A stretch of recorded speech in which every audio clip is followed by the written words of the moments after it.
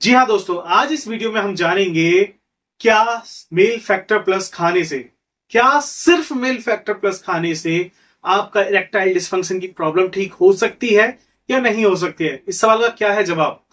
दोस्तों, अगर आपने मेरे चैनल अभी तक सब्सक्राइब नहीं किया है तो चैनल को करें सब्सक्राइब, वीडियोस को लाइक एंड कमेंट करना ना भूलें।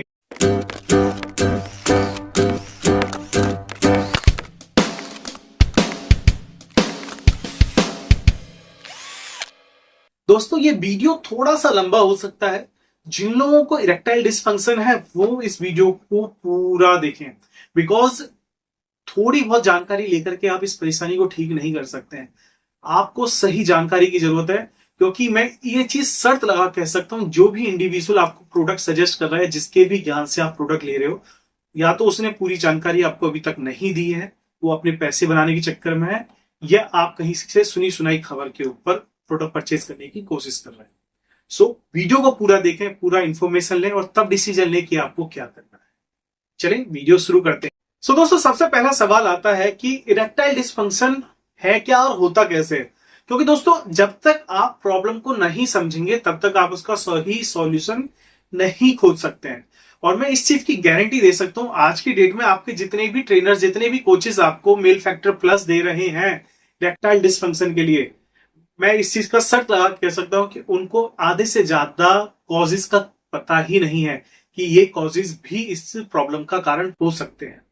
चलिए शुरू करते हैं वीडियो को और समझते हैं कि इरेक्टाइल डिस्फंक्शन होता क्यों है, या अगर हकीकत में बोलूं तो भारत के अंदर या पूरे वर्ल्ड के अंदर अधिकतर मर्दों को जिनको लग रहा है कि उन्हें ईडी है, उन्हें ईडी है ही नहीं। चलिए समझते हैं क्यों। दोस्तों, ईडी होने के मल्टीपल कारण होते हैं। मेजरली 4 to 5 रीजन होते हैं ईडी होने का, मतलब इरेक्टाइल डिस्फंक्शन के होने की। सबसे पहला आता है फिजियोलॉजिकल कॉजेज। ठीक है, फिजिकल कॉजेज आप जिन्हें कह सकते हैं। फिजिकल कॉजेज क्या है? आपको कोई हेल्थ इशू है, जैसे कि आपको शुगर है, आपका हाई कोलेस्ट्रॉल है, आप डायबिटिक पेशेंट हैं, आपको सबसे बड़ी परेशानी मैं बता दूं आपको, आपका किडनी इश्यूज है। ठीक है, आपको किसी भी तरह की मेडिसिन चल रही है, आप हार्ट से रिलेटेड आपको कोई बीमारी है और आपको उसकी मेडिसिन चल रही है। ठीक है, आपको ब्लड से रिलेटेड कोई इन्फेक्शन है या ब्लड से रिलेटेड कोई बीमारी है जिसकी आपकी दवाइयां चल रही है। इस तरह की अगर आपको कोई हेल्थ इशू है या इस तरह की बीमारी का किसी की दवाई चल रही है तो आपको ईडी हो सकता है या ईडी के सिम्टम्स दिख सकते हैं।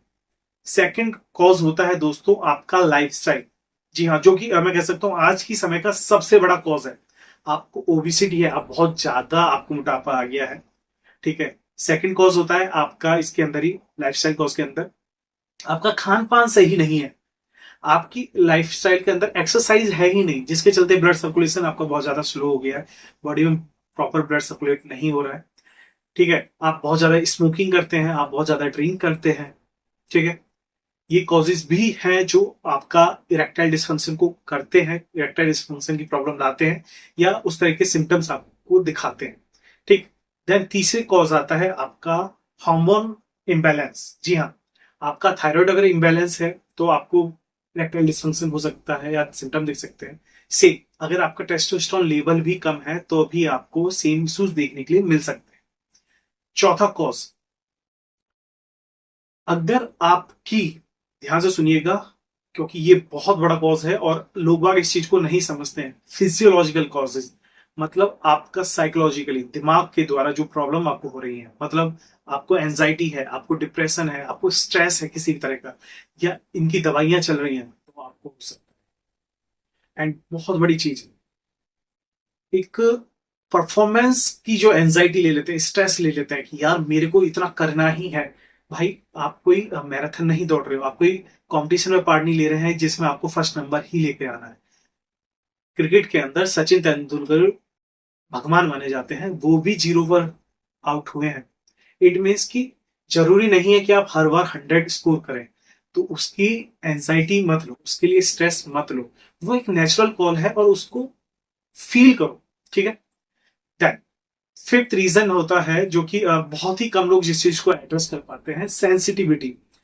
कुछ लोगों के अंदर पिनाइल के अंदर बहुत ज्यादा सेंसिटिविटी होती है, जिसके चलते उनका इजैकुलेशन जल्दी हो जाता है। ठीक है। अब इन सभी चीजों के लिए क्या करना जा सकता है दोस्तों? ईडी को ठीक करने के लिए आपको एक कॉम्प्रिहेंसिव अप्रोच का इस्तेमाल करना पड़ेगा। मतलब ईडी की परेशानी, इरेक्टाइल डिसफंक्शन की परेशानी को आपने चारों तरफ से घेरना होगा। सबसे पहले आपको जानना होगा कि आपके केस में कौन कौन सी प्रॉब्लम है जो कारण बन रही है इरेक्टाइल डिसफंक्शन के लिए। ठीक है, आपने उनको मार्क करना है, पहचानना है। आपको नहीं समझ में आ रहा है, आपको समझ नहीं आ रहा क्या करना है, आप हमें कांटेक्ट कर सकते हैं, हम आपकी हेल्प करेंगे। ठीक, अब बात आगे बढ़ते हैं।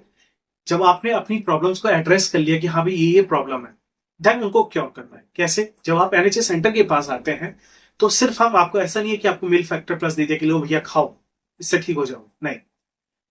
इरेक्टाइल डिसफंक्शन को ठीक करने के लिए एनएचएस सेंटर, जैसे मैंने कहा कि आपको एक होलिस्टिक अप्रोच यूज करनी होगी। मींस आपकी लाइफस्टाइल ठीक करी जाएगी, आपका खान पान ठीक किया जाएगा, आपकी फिजियोलॉजिकली जो आपकी हेल्थ कंडीशंस हैं, लाइक फिजिकल स्ट्रेस है, आपको मतलब आपकी कोई दवाइयां चल रही हैं तो उनको देखा जाएगा कि किस तरीके से आपकी कौन सी हेल्थ इश्यूज को आपने ओवरकम कर सकते हैं। लाइक डायबिटिक शुगर पेशेंट है तो आपका डायबिटिक पेशेंट्स की दवाइयों को कम किया जा सकता है थ्रू लाइफस्टाइल, तो उस पर काम किया जाएगा। देन उसके साथ आपकी एक्सरसाइज हो गई, आपका डाइट हो गया। देन आता है सप्लीमेंटेशन पार्ट, जहां पर मील फैक्टर पर जिस चीज के लिए दिया जा रहा है, आपकी बॉडी के अंदर सप्लीमेंट्स का काफी बड़ा रोल है। अब क्या सिर्फ मिल्क, जैसे मैंने कहा कि मिल्क फैक्टर प्लस अकेला होता है, ऐसा सप्लीमेंट नहीं है जो इसमें आपको काम करेगा। इसके अंदर आपको मल्टीपल सप्लीमेंट्स को यूज करना पड़ेगा। कौन कौन से सप्लीमेंट्स वो हो सकते हैं दोस्तों? हर्बलाइफ से आपको मिल्क फैक्टर प्लस ले सकते हैं। ठीक, हर्बल लाइफ के बाहर अगर आप ओबिसिटी से शिकार है तो आप शेक वगैरह भी यूज कर सकते हैं, हर्बल कंट्रोल सेलुलोज भी यूज कर सकते हैं। लेकिन अगर आप ओबिसिटी के शिकार नहीं है, आप जनरल फिटनेस ठीक है, आप मोटे नहीं है, तो आपको और क्या लेना पड़ेगा। चलिए अब जानते हैं कौन कौन से वो सप्लीमेंट्स हैं जो आपको ईडी के लिए यूज करने हैं।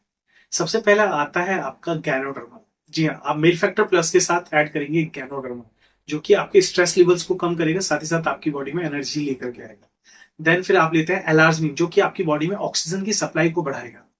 देन फिर आप लेते हैं स्प्रुलिना, जो कि आपकी बॉडी के अंदर डेफिनेटली अगेन ब्लड फ्लो को बेटर करेगा, साथ ही साथ आपकी बॉडी के अंदर जितनी भी अदर प्रोटीन्स की कमी है और एनर्जी की कमी है उसको फुलफिल करने में हेल्प करेगा।